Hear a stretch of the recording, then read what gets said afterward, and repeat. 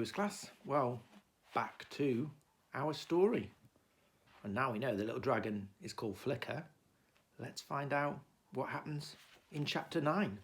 Poo Patrol, Goldfish and Ninja Tortoises. Monday mornings involve a lot of running, arm waving, shrieking and crying. It's one of the days Mum works at the vet's and the only day Dad doesn't work from home. So getting me to school, Lolly to nursery and them to work can be a bit of a challenge. For them anyway, I usually just kick about in my room avoiding all the above until it's time for breakfast. But that was before Flicker. On my first school day since the baby dragon had arrived, I was more panicked than Mum and Dad combined. My first job was Poo Patrol. I'd already learned the best way to deal with Flicker's poos was with a pair of oven gloves and a water pistol, just in case any had dried out to the point of detonation. Then I used one of Lolly's plastic spades from last year's holiday at the beach to shovel them up and drop them down the toilet. Quick wash of the spade in the sink and the worst job was done. The next thing was emptying my toy box out and the lining and putting some new fresh paper on my old dressing gown. I was planning on leaving Flicker my cheese plant and a bowl of water. On the first night, I'd been caught up in the whole "I have a dragon" hysteria. I'd forgotten that he needed to drink. It was only when I'd gone to the loo and turned round to see him about to nosedive into the toilet that I figured that one out. Luckily, I caught him just in time. The last thing I wanted him was thinking that was the water bowl. By the time I left for school, I was pretty sure Flicker had everything he'd need to spend the day on his own in my bedroom. By the time I got to school, I had a nagging feeling I had forgotten something. And I was racking my brains. And as I was racking my brains, Ted, Kate and Kai came over. "Hey Thomas, did you know humans share 50% of their DNA with bananas?" Ted said. I didn't. "And they're herbs too, you know." "Humans? Bananas, they're herbs, not fruit." I hadn't known that either. But then I wasn't sure anyone other than Ted would know that stuff. His head was full of it. I'd known Ted since we were goldfish. I mean, not actual goldfish, but the size of them. When our mums found out that they were pregnant, they went to this class where you found out what to do with babies. I've no idea what they learned, but it had something to do with llamas, I think.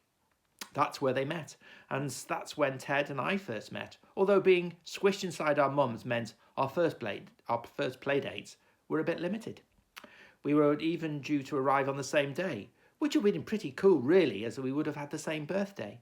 But Ted went on and barred his way out early, so he had a full 2 weeks with no best mate, which kind of serves him right. Kat and Kai, we met on our first day at school. They're twins. Like me and Lolly, they generally seem to like each other. It doesn't stop them arguing, mind you, but if push comes to shove, if you mess with one of them, expect the other one to come wading in for them. So there's been the four of us, and it's been like that forever. "You okay, Thomas?" Kat asked. "Where did you get all those scratches?" I rubbed my arm. Until Flicker had got the hang of his tail, every time he batted it out, the arrowhead ended up gouging into my skin. Tom, I said hurriedly.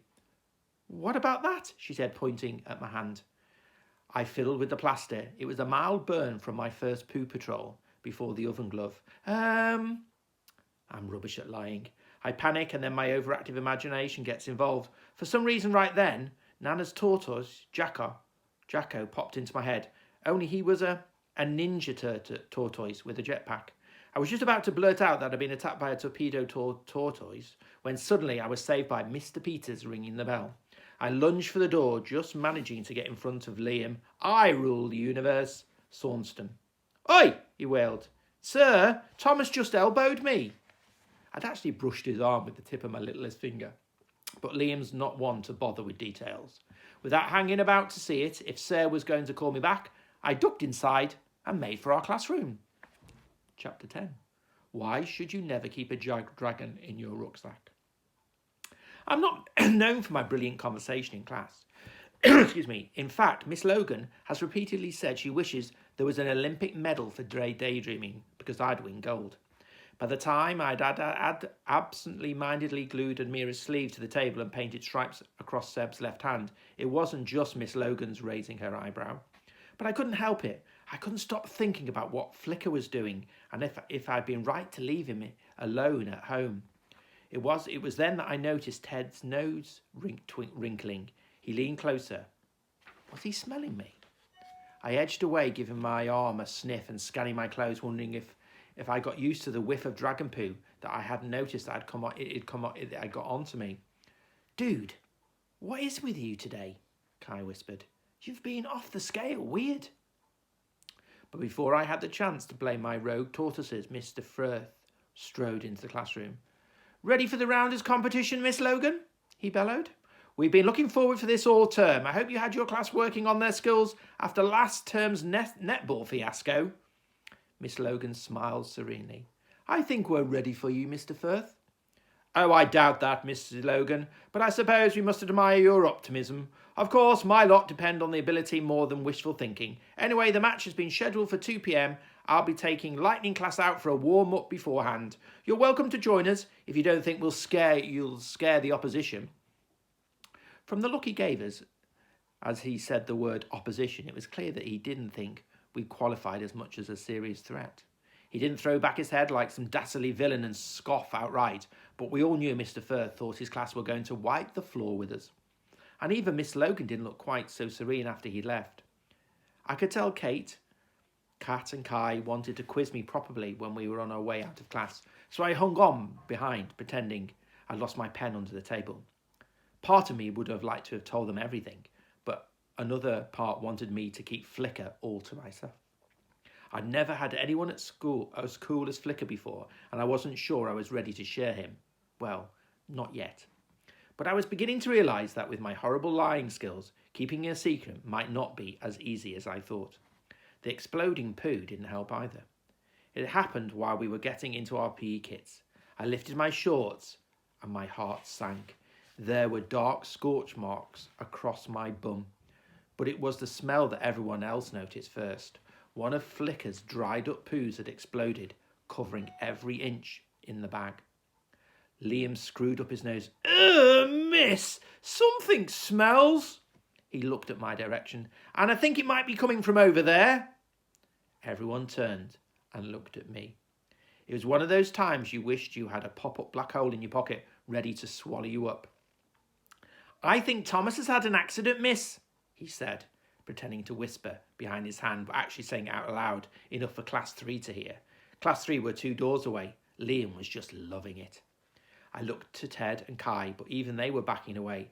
I stuffed the shorts back into my bag, cringing. While the rest of the class bundled out towards the field, I was sent to Lost Property to find some spare kit.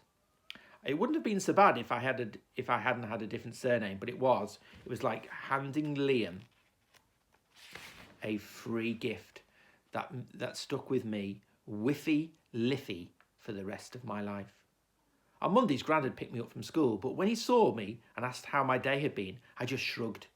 I couldn't tell him exactly about the dragon poo incident, and we'd lost so spectacularly in the rounders match, I just wanted to forget the whole day.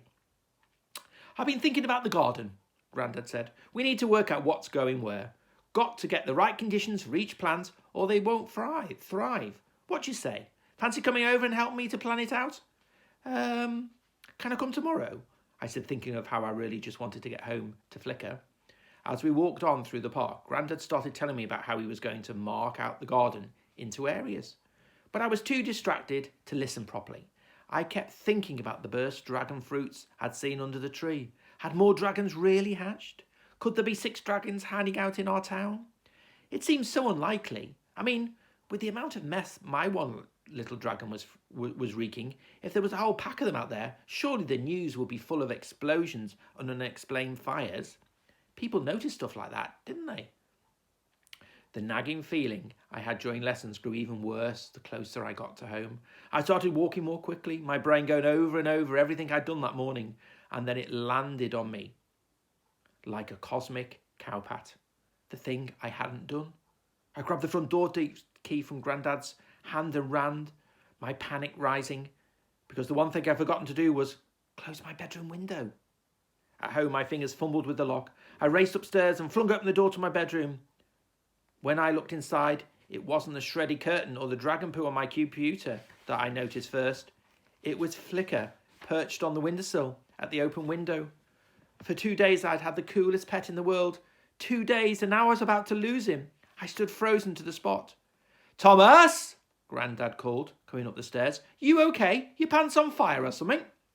He paused halfway up and looked through the banisters towards my door. I quickly pulled it shut behind me. "No, just checking Tom hadn't got into my room again," I said. But my voice was far too squeaky to sound casual. He looked about to quiz me, but then said, "Rightio, I guess every man's entitled to his secrets, hey, Chipstick?" He gave me a wink. "I'm just downstairs if you need me. I'll put the kettle on, shall I?"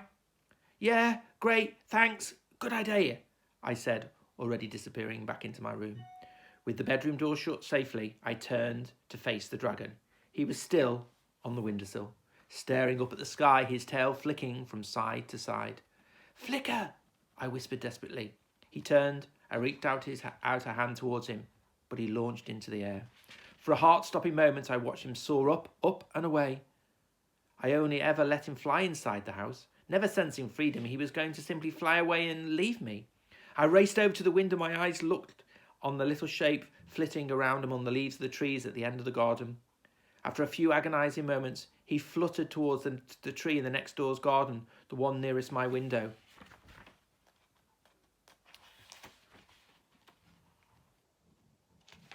He perched on a branch, his diamond eyes fixed on me. I held my breath to see what he would do next. I waited, my heart ready to crack, willing him to come back, terrified he wouldn't. Then stretching his wings, and with his eyes still locked on mine, Flicker flew back through the window and settled on my shoulder. And it felt like a firework display was going off inside me. I wonder what happens next, Lewis class. You'll have to wait and see.